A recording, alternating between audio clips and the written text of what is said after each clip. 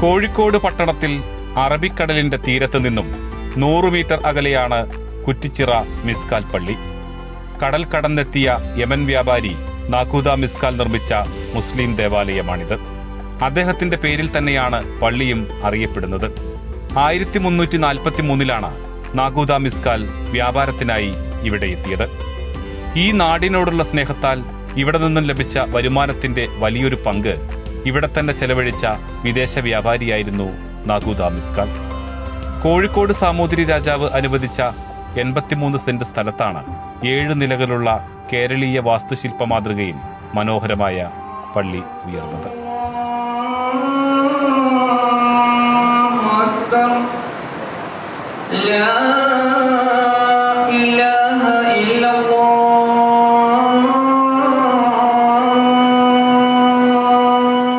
കുറ്റിച്ചിറ പള്ളി ഉണ്ടായത് നമ്മൾ പള്ളീൻ്റെ ചരിത്രം പറയുമ്പോൾ കോഴിക്കോട്ടെ മുസ്ലിമുകളും സാമൂതിരി രാജാവിൻ്റെ ഭരണവും ആദ്യകാലങ്ങളിൽ കോഴിക്കോട്ട് വന്ന വിദേശികളായ കച്ചവടക്കാരും തമ്മിലുള്ള ഒരു ബന്ധത്തിൻ്റെ സ്മാരകം കൂടിയാണ് കുറ്റിച്ചിറ മിസ്കാൽ പള്ളി.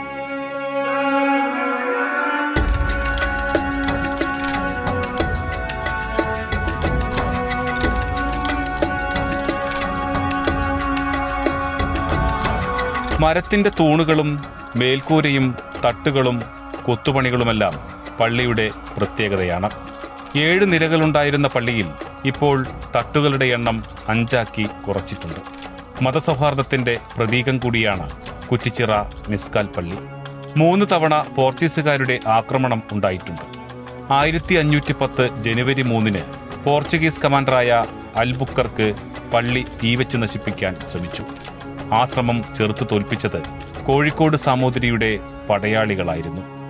മുസ്ലിങ്ങളോടും അറേബ്യൻ വ്യാപാരികളോടും അടുത്ത ബന്ധം പുലർത്തിയിരുന്ന സാമൂതിരി അവരെ ഒഴിവാക്കി പോർച്ചുഗീസുകാരുമായി കരാറിലേർപ്പെടാൻ തയ്യാറാകാത്തതിന്റെ പ്രതികാരമായിരുന്നു മിസ്കാൽ പള്ളിക്ക് നേരെ നടന്ന ആക്രമണം.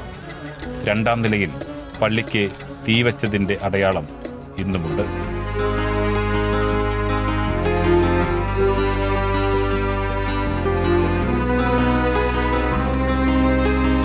പള്ളി നിർമ്മിക്കപ്പെട്ട ഒരു 300 വർഷമൊക്കെ കഴിഞ്ഞപ്പോൾ ഈ പള്ളിയെ പോർച്ചുഗീസുകാർ ആക്രമിക്കാൻ വേണ്ടി ശ്രമിക്കുകയും അൽബുക്കർക്കും സംഘവും പള്ളിയെ തീയിട്ട് നശിപ്പിക്കാൻ വേണ്ടി ശ്രമിക്കുകയുണ്ടായി.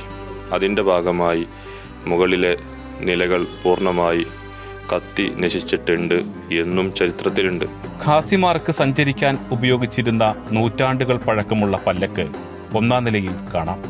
ഇപ്പോഴും സഞ്ചരിക്കാൻ കഴിയുന്ന തരത്തിൽ കേടുവരാതെ സൂക്ഷിച്ചിട്ടുണ്ട്. റംസാൻ കാലത്ത് മാസപ്പിറവി അറിയിക്കാനുള്ള പെരുമ്പറയായ തമ്പാർ ഇവിടെയുണ്ട്.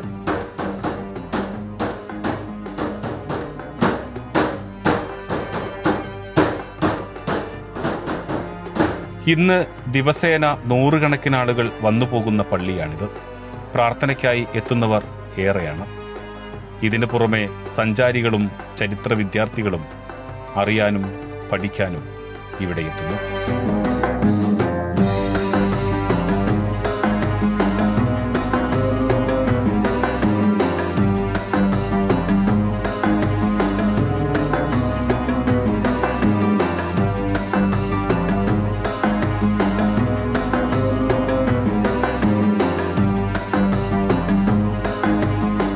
ക്യാമറമാൻ അതീന്ദർ ചിത്തുവിനൊപ്പം പ്രസാദ് ഉടുമ്പിശ്ശേരി, ന്യൂസ് മലയാളം, കോഴിക്കോട്.